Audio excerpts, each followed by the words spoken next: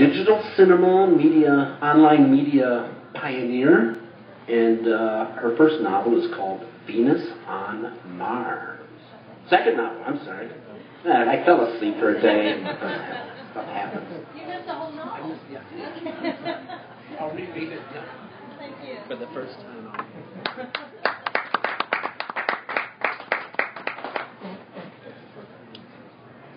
Okay, let me figure out how to get this thing down a little bit. Here we go. Okay, thank you. Yeah. So I'm going to be reading from my new novel, Venus on Mars. And the only thing that you really have to know before we get started is that there's more than one book here. Inside of this book is also a secret journal that was written by a Victorian-era astronomer. She was a woman, well, she was actually this woman right here. She was a real person, Rexy Louise Leonard. She worked at Lowell Observatory, and she looked through the telescope many decades before most women were allowed this opportunity. She kept a secret journal, and so when I read as Rexy, I'm wearing the hat. This is Rexy's hat. When I'm reading as another character named Venus, I'll take the hat off. Venus lives in 1971. Rexy lives in 1896. So let's try it. Who am I? Rexy. Who am I? Venus. All right. There will be a test. I am the professor. All right. So here we go. The only problem with Rexy's journal is it was kind of disorganized. None of the journal entries were dated, and the binding had come apart. The book was so old, so you don't ever really know what you're reading and when you're reading it and when it happened to all of these people. So I'm going to start out with an undated journal entry by Rexy, also known as Miss Lulu, which goes this way. Goodbye. I'm off in dramatic fashion on a long and potentially perilous journey to a destination that does not yet exist. I shall travel on faith alone, believing with all my soul that the place where I will terminate my journey will be built in time for my arrival. I shall miss you. I may never see you again, certainly not here, not now. The thunderous explosion has flung us far apart already, and with our collective velocity increasing more as each moment passes, it is nearly assured we will never find each other again. Still, we remain connected, generated by the same spark, incubated in the same womb. As identical as we were at birth, we will each evolve with distinctly unique qualities, becoming even more differentiated over time. So much so that even if we were to achieve a future encounter, it's doubtful we would recognize each other as once familiar companions. Instead, we will find others, and we will connect with them, because no entity in the universe should be alone forever. And there is so much more we can achieve in concert. Stars, planets, entire solar systems, and far-flung island universes. Each of us has a distinct place in the cosmos, which we must find and inhabit. But at the same moment, we must expand beyond where we are to where we will be. As I lift my skirt and step cautiously across the rock-strewn desert, I am inventing my future. Views never seen in a territory not yet charted, an ever-expanding route through a complex universe that future beings will calculate all the way to infinity. Yeah, well, I'm headed straight home. 3 days of funeralizing in the Big Easy to get over, wet bear hugs by weepy folks I'd never heard of, all saying, "You look so much like her, a big fat lie. I'm thin. My eyes are blue, my vision 20/20. I take after my dad, I've been told." Long before she died, my mom made it clear she wanted to be buried in her home parish. So I had to arrange to have her hefty remains shipped from Boston to New Orleans, driving nonstop from Pasadena to meet her here, along with the rest of her family I'd never known. As soon as she's been lowered into her final resting place, I pay the preacher and the mortuary with cash, as they had requested.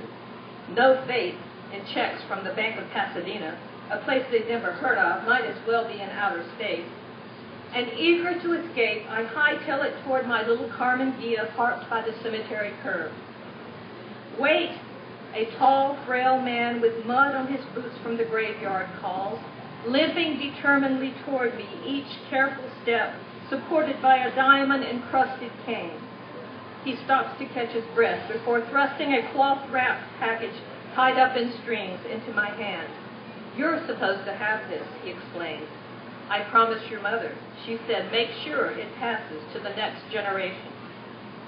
But he keeps his hands on the package, not yet ready to relinquish it.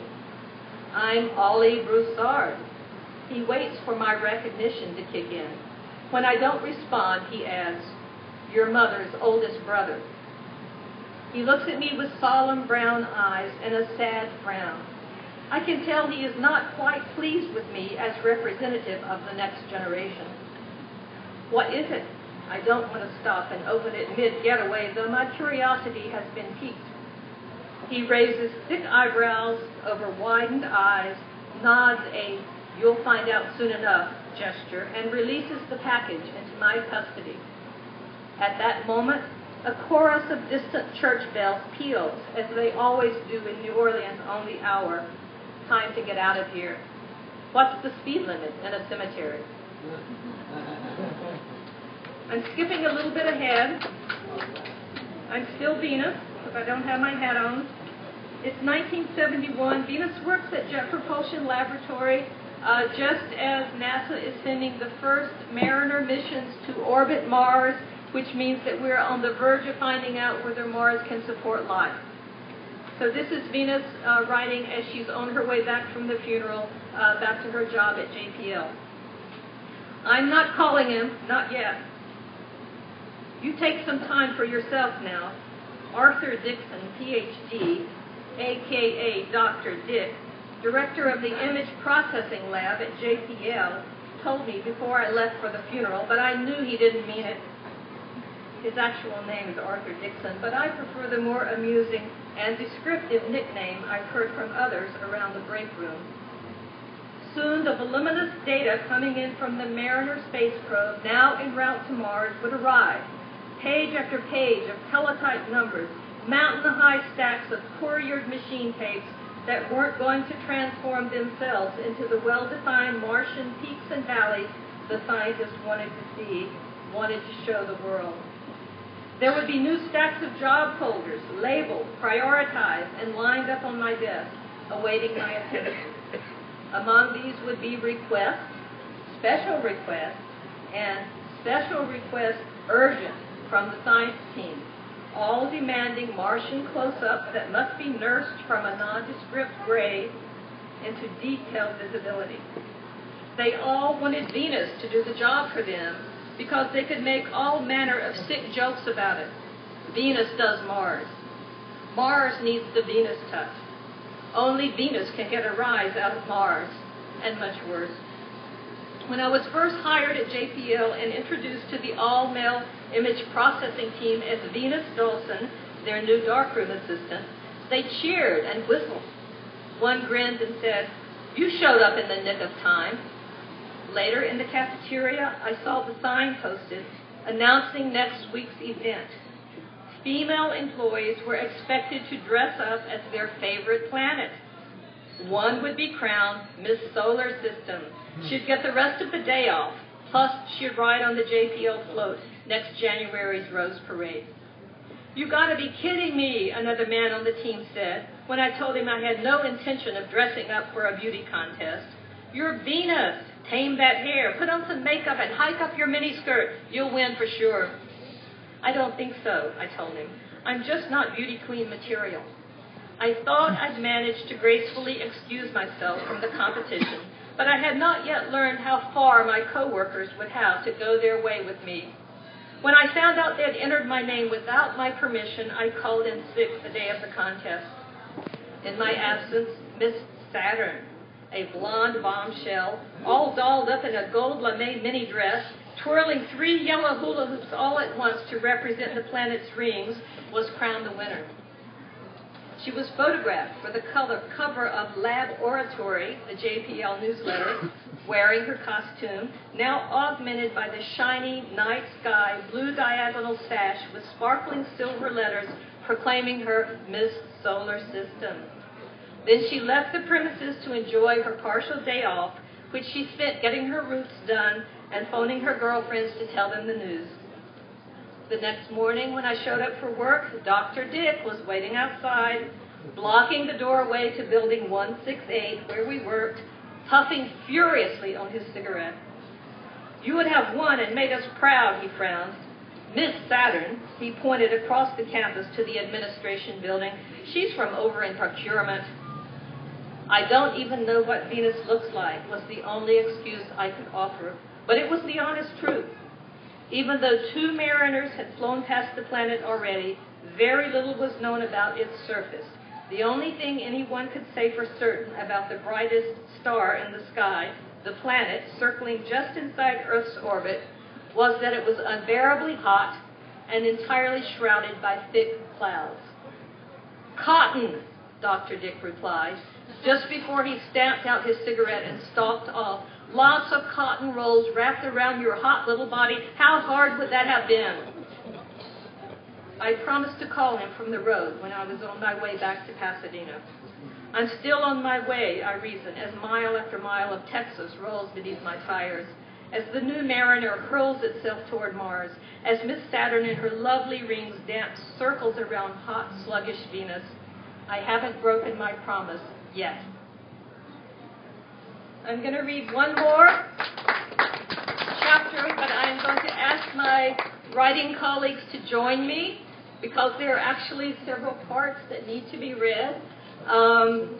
This is a scene that takes place at the telescope, and you'll begin to see how my character, Rexy, Miss Lulu, becomes an unusual kind of role model for Venus, who's really trying to deal with workplace stereotypes and gender discrimination. I'll let you know. Okay, so the only thing you have to know is that they are at Lowell Observatory in Flagstaff, Arizona. They are observing Mars at an opposition, which means it's the closest it ever gets to Earth. And they're trying to figure out if what they actually see has anything to do with intelligent life on the red planet. So here we go.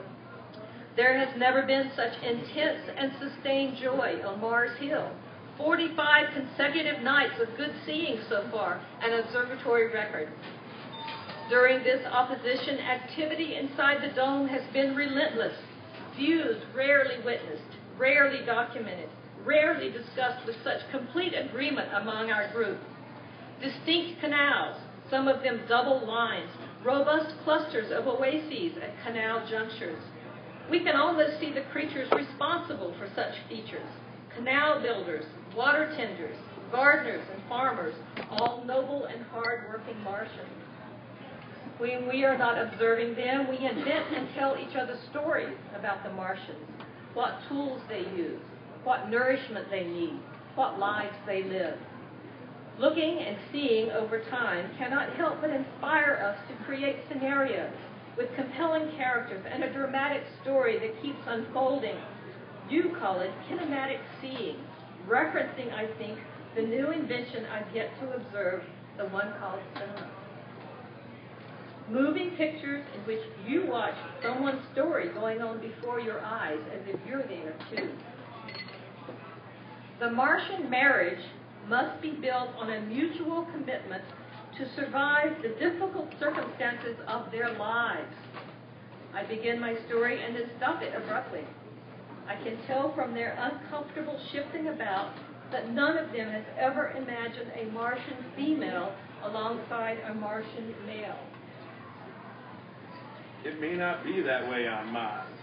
Dr. P politely disagrees with me, and I sweetly remind him that we are spinning tales, which are not necessarily truths. Stories, He declares, must have some factual component. As does mine. I stand my ground. If the Martians have survived to this day, and if they are to survive into the future, they must have some way of coupling and bearing young ones as we do here on Earth. Otherwise, who will maintain the canals? Who will benefit from the water they transport across the planet? Who will visit the shaded oases in the company of a pretty young Martian in a fancy outfit? There is no retort this time, only sustained silence, eventually interrupted by a small but distinct chortle coming from somewhere overhead. Have the distant Martians heard my story and come in person to renounce it? But it is only Harry, standing on a platform near the top of the telescope, preparing to nudge it into a new position. Perhaps it is because my limited observations are more glance-like. There is so much competition to be at the eyepiece that I have not yet developed an acceptable scenario about the Martians, one in which they fall in love, marry, and raise children, all the while racing to protect their families from the harsh elements on their native planet. Surely the Martian women must be as strong and resourceful as the Martian men. What story you tell, Mom? Harry compliments me when I step outside the dome for a breath of fresh air. Inside, you are still watching your own undisputed Martian tale unfold. Desperate, drought-stricken creatures, digging long trowels in the red dirt beneath their feet to direct the scant remaining water, frozen in polar ice caps, to all parts of the parched planet. Harry sits on the top step. He has removed his eyeglasses and has lit up a cigarette. I notice for the first time that he has striking blue eyes, nearly as blue as yours, but not as deep set. They hug the surface of his face casually and appear somewhat impish, like those sewn onto the face of a rag doll. I prefer to live my own life, He says, somewhat arrogantly, about the scientific work going on inside and the stories being told there. At any moment, he may be called to reposition the dome so that the celestial work can continue. He says he doesn't mind. He says he likes it here. Before this, he was in the Merchant Marine, always in motion, always in danger. He describes it no way for a sensible man to live. This is solid life. He gestures to the dirt below our feet. This is the longest conversation we've ever had. I find myself sitting next to him on the steps, rightly surprised to be holding a lit cigarette. I was not proud to admit that I'd ever smoked, and I was quite sure I'd quit the filthy habit. We both inhaled and look at the stars sprinkled generously across the sky. On long sea voyages, we both done the same thing, entertained themselves with fantastic tales. None of it was real.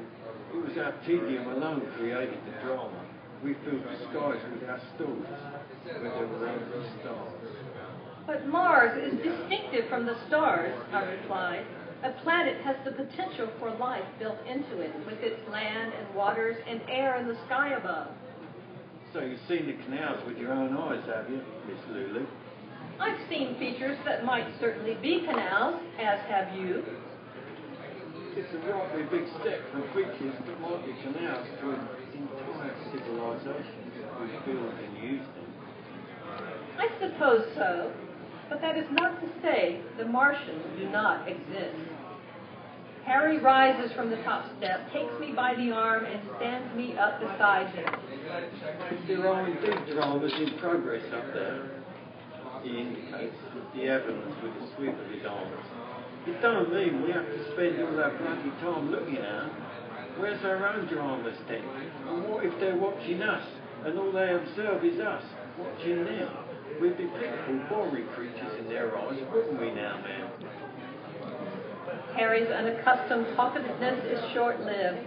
He's summoned to adjust the dome, up and gone before I even try to answer his perfectly reasonable question. Where is our own drama, indeed? He's tossed the stub of his cigarette in the dirt below, where it still emits a glow like a tiny red planet at my feet. Within moments, the roof begins to creak as it is encouraged toward its new position. I drop my cigarette beside Harry's and step on both, extinguishing them at once.